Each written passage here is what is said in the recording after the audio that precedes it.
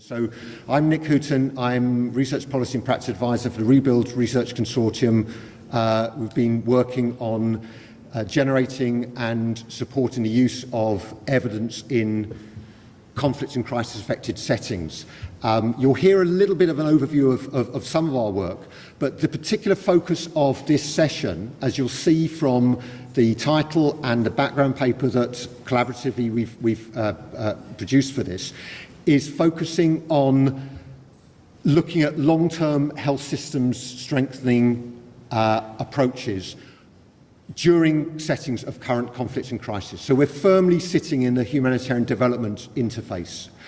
And the focus of the activities that the partners involved in this session have been doing in a number of, sometimes in their own academic work and engagement work, has been, with the various partners they're involved in, trying to inform this sort of process of long-term outcomes in these settings. And we all come at it from slightly different perspectives.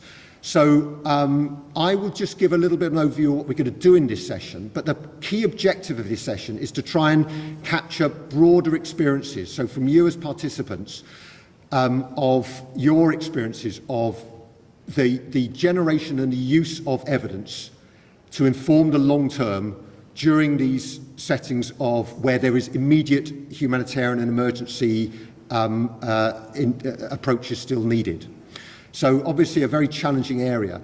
The way we're going to run this session is I will just give an overview, and we're going to start off with a selection of 3 very quick snapshot case studies that are not around the experiences of generating and using evidence on long-term outcomes that are relevant for conflicts and crisis settings. And these will be a bit of a spectrum. One is from northern Uganda, that is talking about the role of supporting women in the health workforce during that setting of insecurity in northern Nigeria. We're going to have the presentation from Campbell Katito, who is Health System Strengthening Manager for the Health Pool Fund in South Sudan, again around issues around health workforce, and also from Rebuild's own Hadja Wuri, who is going to be presenting on our own work, which is rather different. This is done not in settings of ongoing conflict and crisis. It's been done in what were selected as post-conflict settings, but we'll hear how the findings from that within country and synthesised findings across settings have then been synthesised and used in other settings. So these are examples of the sorts of evidence that can contribute, but they're not being presented as this is the sort of evidence that is ideal. These are examples to stimulate, hopefully, your own sharing of your own evidence. There's then going to be a table discussion section to collect experiences. I'll explain about how we're going to do that, to try and collect your own experiences, and through facilitated discussions. And we're going to finish off then with a panel discussion where 3 other of the partners in this, the collaboration, I suppose, that's gone over the last sort of several months are going to give their own insights on the access to and use of evidence in protracted crisis. Just a very quick thing on the partners involved. Rebuild is a UK aid-funded health systems research sort of programme. I will just flip back to the logos at the bottom. We've worked very closely with Chatham House Centre for Global Health Security on this, who are doing a lot of work on UHC in emergencies, or UHC in crisis. You'll hear from my colleague Karim, who was at Chatham House, now at King's College London, in the panel session. Rachel Thompson has been hugely important working with us, has unfortunately had to travel for today, but is represented by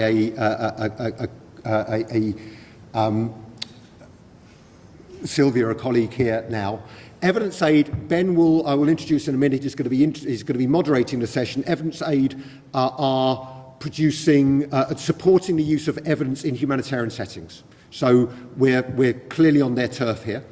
UHC 2030, I see that Lara Brilli is here, who coordinates their working group on health systems in fragile and challenging operating environments. Same, different terminology, but covering the same sort of area. And you will probably most be familiar with UHC 2030 in terms of its sort of its working with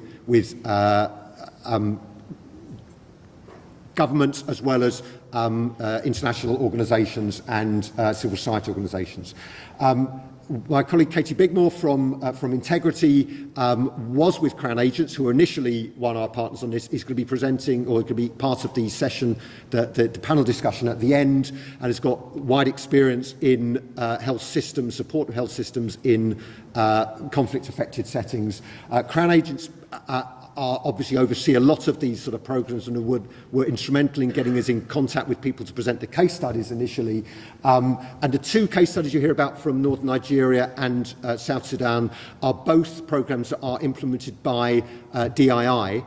And they have been also very much involved in this process because a lot of their work goes on in the settings that we're talking about, and they are firmly about supporting long-term health system strengthening.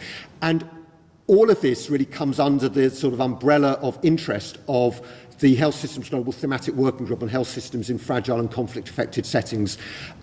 Information about that is at the door as well. But taking this theme forward, that thematic working group and the way that we work with other coalitions like UHC 2030 is going to be fundamentally important. The thing I really wanted to flag up was the focus of what we're going to be doing here is evidence for the long term in short term settings, and we're focusing on the generation and use of evidence. We want to capture these. We have been involved in a number of processes at a global level, we as in the set of partners, that many of you may have been involved in as well. A huge political will around trying to make progress with this, but little evidence to inform it, and little structures to actually feed that evidence in. So we want to be a small part of that. We're not going to answer all the questions today. We're going to capture evidence, but rest assured that anything that we capture today in individual sheets or in table discussions will be fed into those processes, and we will report back to you depending on the way this whole process is going. Great. Thank you, Nick, and thanks for the opportunity to be here today. So, as Nick said, I represent an organisation called Evidence Aid. I'm quite new into the role. My background is in humanitarian aid predominantly, but I've also worked in I suppose, more development, more longer-term settings. But I've been asked to provide, I suppose, an insight to kick us off today, and which is somewhat intimidating, given that I'm a bit of an imposter here, as I'm in a room full of health systems professionals and specialists. But I suppose one observation I'd have from coming into Evidence Aid, relatively new, and a lot of the people I work with are researchers in the health sector. And I think the predominant view of evidence is that it's quite categorical, quite directive, and it provides answers. But actually, coming from a humanitarian practitioner background and from the kinds of environments we're going to hear about today, many of these places, South Sudan, Northern Nigeria, Syria, Sierra Leone, they each have very different governance, evidential, institutional backgrounds and contexts. And the way that evidence is used in those environments is very varied. And actually, does evidence really only ever allow you to ask more intelligent questions rather than necessarily giving you categorical answers? And is the way that evidence is used, does that reflect also the backgrounds and the political motivations, perhaps, of the different actors who might be using it and generating it?